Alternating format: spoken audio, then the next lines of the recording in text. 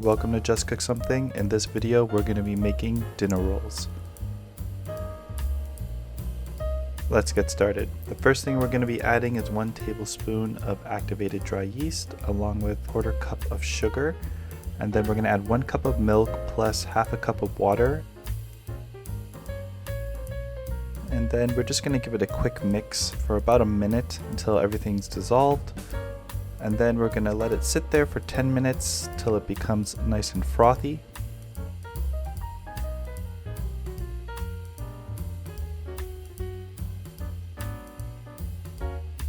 Next we're going to add 1 teaspoon of salt along with 3 tablespoons of melted butter. Just make sure it's not too hot.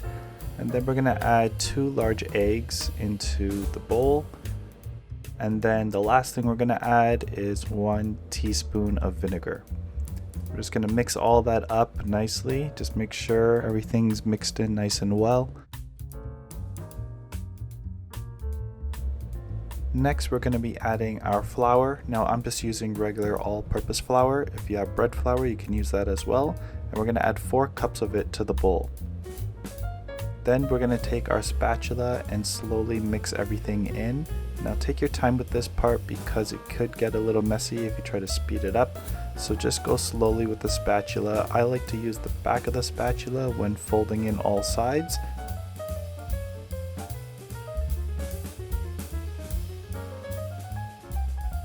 You're just trying to get rid of all the flour on the side of the bowl. It can get a little tricky sometimes, especially if your dough is a little bit more sticky. If that's the case, just keep going at it. Eventually it'll come to the consistency of this.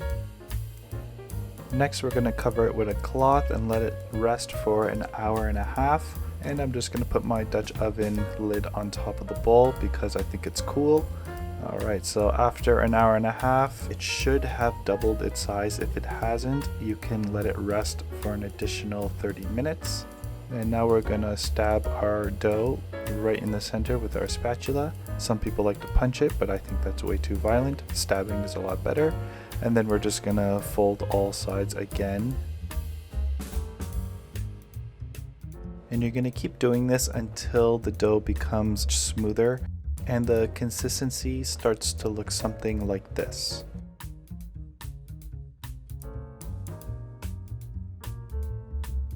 Next we're going to flour our cutting board, and then we're going to also flour the top of our dough. So we're going to add some more on there just to prevent it from sticking everywhere. And then if you've seen my artisan bread video, you'll notice we're just doing the exact same thing. We're shaping our dough, and that's just to make it more even for when we cut it.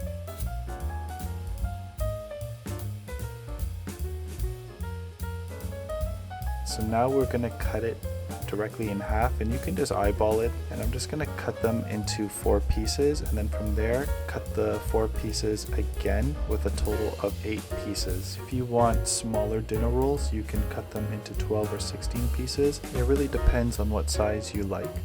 Next we're going to place our dinner rolls in a 13 by 9 tray.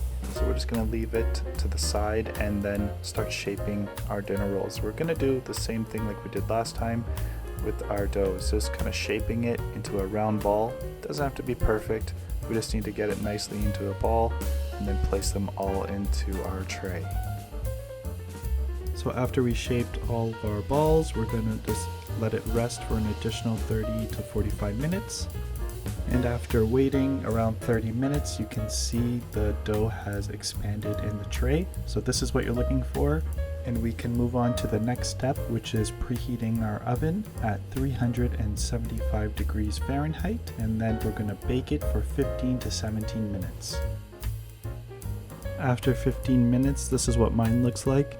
And to top it off, we're going to add some butter on it just to give it that extra shine. Look at that, those buns look shiny. I mean dinner rolls, that's what we're making. Anyways, I'm going to take this out of the tray to let it cool off for a bit. You don't have to wait too long, maybe like 5 or 10 minutes.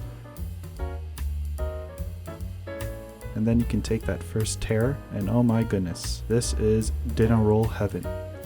Now if this is too big for you, you can always bake at a smaller size. It's really up to you. I think this is a perfect size for me because I can make some really nice burgers with these. And if I want to, I can always cut them in halves and share them with the family. But They're super fluffy, super soft. They taste amazing. And the best part is they spring right up as soon as you press down. So that's how you know you have a perfect dinner roll.